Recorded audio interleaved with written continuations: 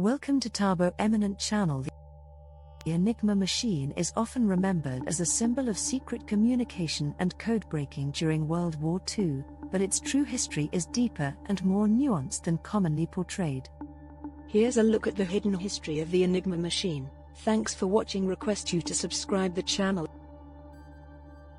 The shadowed aftermath of World War I. A German electrical engineer named Arthur Skerbius believed he had invented something revolutionary, not a weapon, but a tool for secrecy.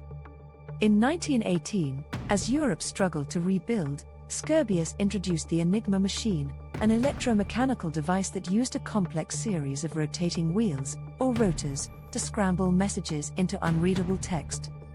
His vision was commercial. Banks, corporations, and diplomats could use Enigma to protect sensitive information. But few were interested. The machine was bulky, expensive, and too complex for everyday business. So for a time, Enigma languished in obscurity. That all changed when the German military adopted the machine in the 1920s, modifying it to suit wartime communications. By the time Adolf Hitler rose to power in the 1930s, Enigma had become the backbone of the Nazi war machine's secure messaging system.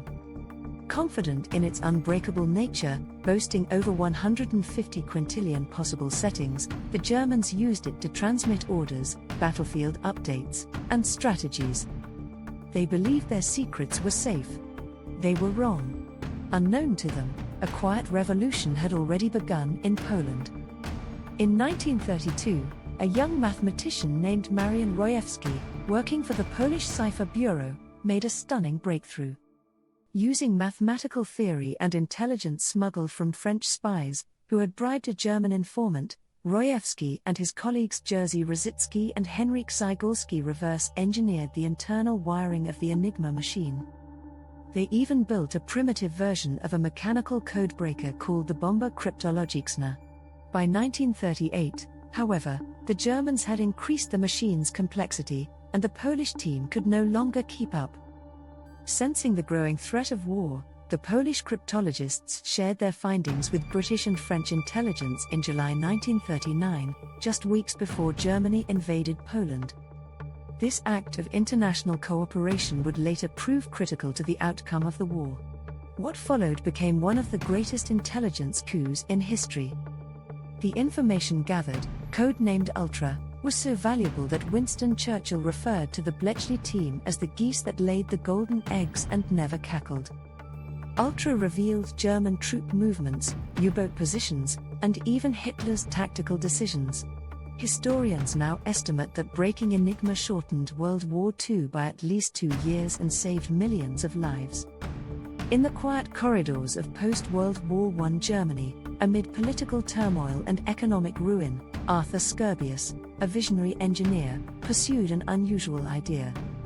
He had designed a machine that could encrypt messages using rotating wheels and electric circuits, making them unreadable to anyone without the same device. This was the birth of the Enigma machine, not as a tool of war, but as a commercial product. Skerbius believed it would revolutionize business communications, protecting corporations and governments from industrial espionage. Yet, ironically, no one was interested. The world wasn't ready. But fate had different plans. As the 1920s unfolded, the German military, sensing the growing importance of secure communication, quietly adopted the Enigma machine, modifying it for their own needs. Over time, its design became more sophisticated: extra rotors, plug boards, daily key sheets. Each message could be scrambled in one of 150 quintillion combinations, a number so vast it seemed unbreakable. Yet, the Enigma's downfall began far from the battlefields, in Poland, with 3 brilliant young mathematicians, Marian Rojewski, Jerzy Rzycki, and Henryk Zygorski. Working for the Polish Cipher Bureau, Rojewski applied group theory and permutation mathematics to analyze intercepted German messages. With the help of intelligence acquired by French agents, who had bribed a German cipher clerk, the Poles reconstructed the internal wiring of Enigma without ever seeing one. It was a masterstroke of analytical genius.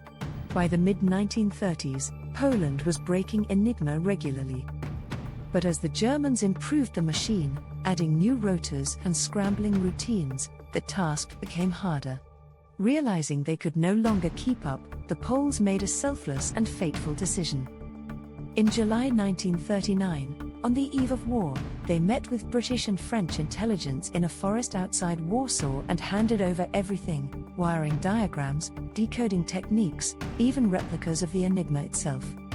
The world would never be the same. When the war broke out, the British established a covert code-breaking centre at Bletchley Park, a Victorian mansion nestled in the English countryside. There, under a shroud of secrecy, mathematicians, linguists, engineers, and thousands of women gathered to break the Nazi code. Leading the charge was the brilliant but eccentric Alan Turing, a man who struggled to connect with people but whose mind moved in dizzying spirals of logic. Turing's genius was not in cracking the code alone, it was in seeing the flaws in the German system. German operators often repeated common phrases or used predictable patterns, like setting the daily key to AAA or XYZ. Turing capitalized on these human errors, creating a machine called the bomb, which could simulate and test Enigma's settings rapidly. With each breakthrough, they pulled back another layer of the Nazi war machine. Every decrypted message, codenamed Ultra, saved lives and changed the tide of war. But the work at Bletchley Park wasn't just the domain of famous scientists. Behind the walls worked thousands of unacknowledged heroes, many of them women. Joan Clark, a gifted cryptanalyst and close friend of Turing's, was one of the few recognized.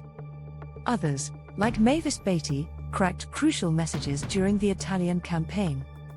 Most worked in silence, never knowing the full picture, never told how much their work mattered. The success of the operation was so vital, so secret, that even after the war ended in 1945, the story remained hidden. Veterans were sworn to silence.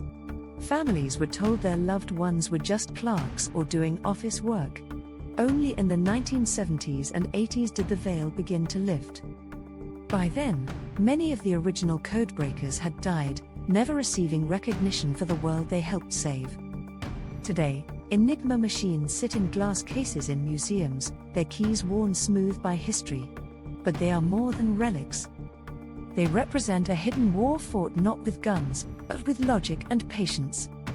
They tell a story of unlikely allies, Polish mathematicians, British women, closeted geniuses, who worked in silence while the world burned.